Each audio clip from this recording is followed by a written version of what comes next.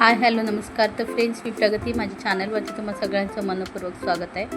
तर फ्रेंड्स, एकदम simple cutting असं मी प्लाझो कटिंग तुम्हाला दाखवणार आज. 40 लेंथ आहे त्याची, सीट गेअर 46 आहे आणि कमरेचा भाग 38 आहे.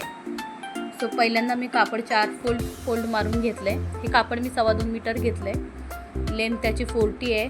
तर आपण पहिल्यांदा कापड स्ट्रेट करून घ्या. नंतर 2 इंचावरती बॉटमसाठी मार्किंग करायची आहे आणि मध्ये मग आपल्याला जी आपली पूर्ण उंची आहे 38 किंवा 40, ह्याची 38 आहे.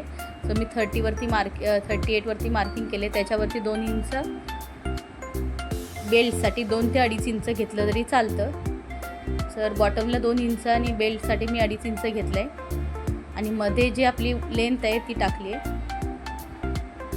तर अशा पद्धतीने पूर्ण आपण या चॉकने मार्किंग करून घ्यायचे.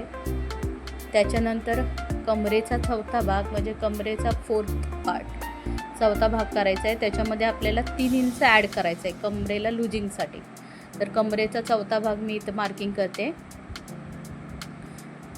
38चा चौथा भाग 9.5 येतो. त्याच्यामध्ये 3 इंच मी एक्स्ट्रा घेतलं आहे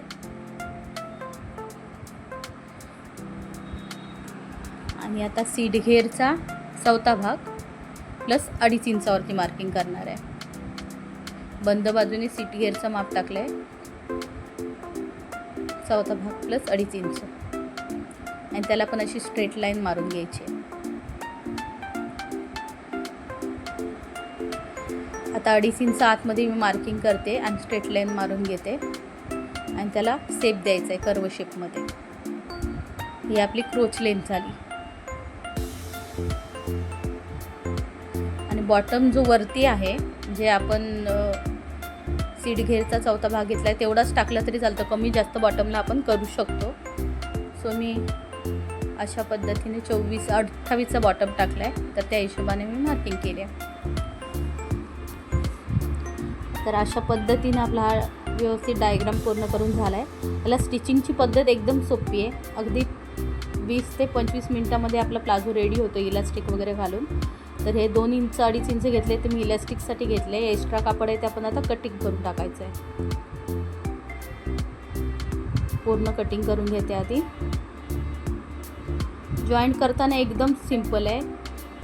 क्रोच लेंथ पहिल्यांदा जॉईंट करून घ्यायचे आहेत आणि मग बॉटम फोल्ड करायचे आणि वरती इलास्टिकसाठी.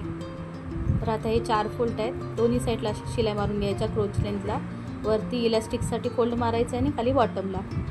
आणि अशा पद्धतीने माझा कॉर्डसेटसाठी मी प्लाझो शिवला होता. तर कसा झाला आहे व्हिडिओला कमेंट करून सांगा आणि व्हिडिओ आवडला तर कमेंट करा, लाईक करा, सबस्क्राईब नक्की करा. म्हणजे नवीन व्हिडिओ जे मी अपलोड करेल त्याची तुम्हाला लिंक मिळून जाईल. धन्यवाद फ्रेंड. जय सद्गुरू. श्री स्वामी समर्थ.